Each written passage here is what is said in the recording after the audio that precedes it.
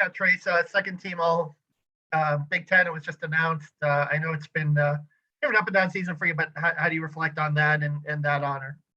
Um, honestly, my biggest goal this year wasn't to win accolades. It was to help our team get into the tournament. I was on the first team last year, so it is what it is. I don't really care. So, but it's still an honor. But at the same time, I'm here to try to help us win, and we got a Big Ten tournament to worry about, so I'm worried about that. Evan. Hi, Trayce. Last game against Michigan, Hunter Dickinson had a big game against you guys. What do you have to do defensively this time around to have more success guarding him?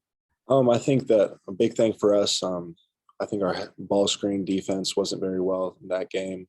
And then our veers weren't really well. So basically when they came off the screens, if our guards get hit, we're supposed to switch, and we didn't switch. So it let him have wide open shots, and he was hitting them. So that's going to be big for us, and taking him away because he was hot from the three-point line that game, and he's been shooting the ball really well. Jeff.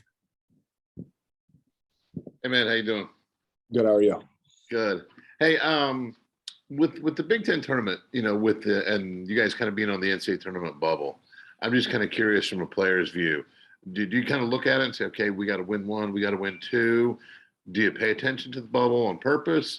Do you just hear all the talk naturally? There's sort of, what's it like from a player's view walking into this situation? Well, it's a must-win because Michigan at the same time, nothing's set in stone, especially with all these upsets that are happening in these conference tournaments with the mid-major teams. So we still got to go out and prepare, but we're trying to go win the tournament. So Michigan's the first team on our schedule. We got to worry about them. They're playing really well as of lately. They just beat Ohio State, who's a great team at Ohio State. So we're gonna have to go fight and try to get a dub. And as far as life on the NCAA tournament bubble, is that conversation? Do you guys talk about that when you're in the locker room getting taped or what have you? Most definitely. I think everyone in our locker room knows how much we need this game, and they're willing to do anything to win. So we know where we stand, and we know that we have to go get this one. Jim.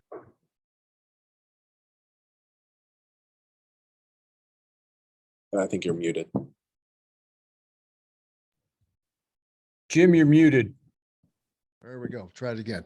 Trayce, the first time you played Michigan was very emotional. You were coming off of the Purdue game.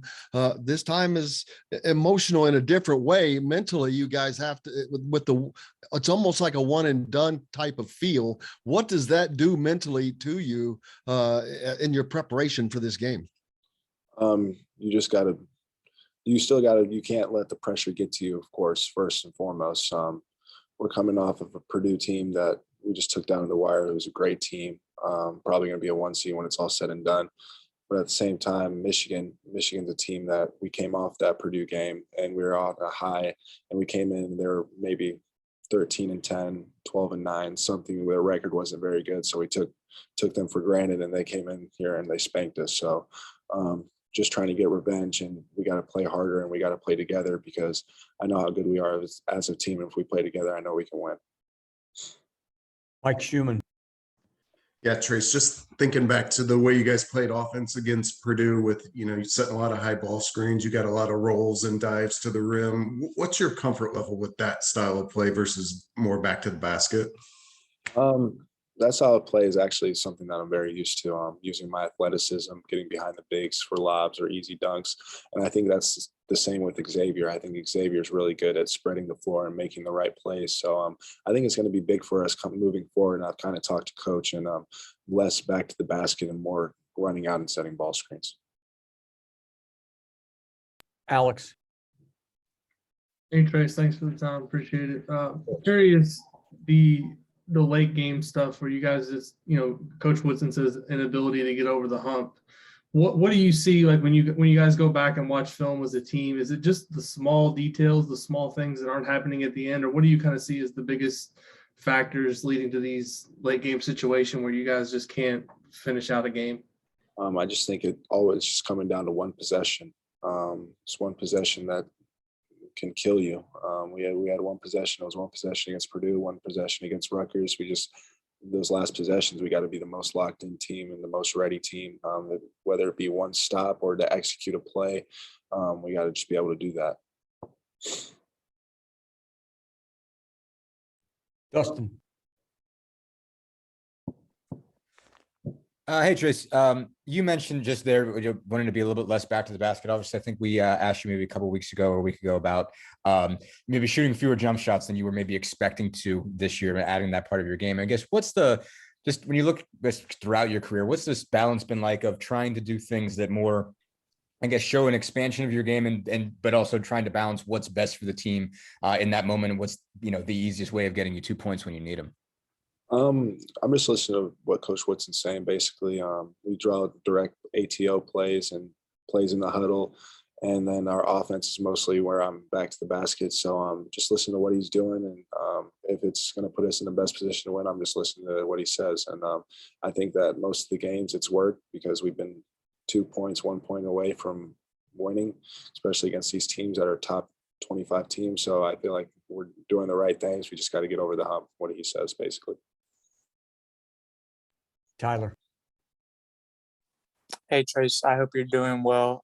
You had talked about before basically how you don't view pressure as something negative, as like it's only a positive thing.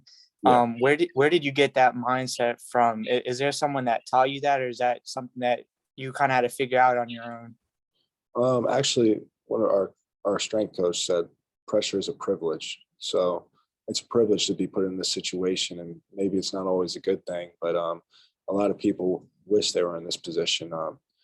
Even though we're fighting on the bubble of the NCAA tournament, we're still here and we have pressure to perform. And a lot of teams are looking in from the outside and they have no chance of making it, or unless they win the tournament, which is up in the air. And so just for us to be in the position that we're in and still to be able to make the tournament by winning 1 or 2 games is really big for us. So yeah, you view it as a negative thing, but it's not going to help you. So I just try to take that pressure and just help me perform. So, Jeff. Yeah, Trayce, you and I think it's Iverson Molina, Mississippi State. Only 2 Power 5 guys to score 500 points each of the last 2 seasons. Obviously, only 2 guys doing it's a really small group. Why do you think you've been able to be that productive 2 years in a row? I just think that it's just my coaches and my teammates. Honestly, my coaches put me in positions that help me score the ball, and then my teammates help me facilitate the ball to me, put me in the right position. So it's honestly all credit to them. I've been blessed to play here the last 3 years, and then the last 2 years being able to show my abilities a little bit more and scoring the ball and doing stuff of that nature. So it's been a really fun experience, but still got more work to do, and we'll see what happens here in the future. Thanks, man. Yep. Okay, guys, you can't tweet anything out about this question I'm going to ask him until after 1 o'clock. But Trayce, could you give your thoughts on being named to the all-defensive team in the Big Ten? I just think that it's just another way that I've showcased my abilities on the defensive end of the floor, especially with blocking shots, being able to step over and help block shots, because I wasn't able to do that the last 2 years. But I knew I was always capable of it because I did it in high school. But it's really an honor and a blessing. And JD's talked about it. He said that it's been a while since someone's been named from Indiana on the Big Ten team, so our defensive team. So I think it's a really cool honor.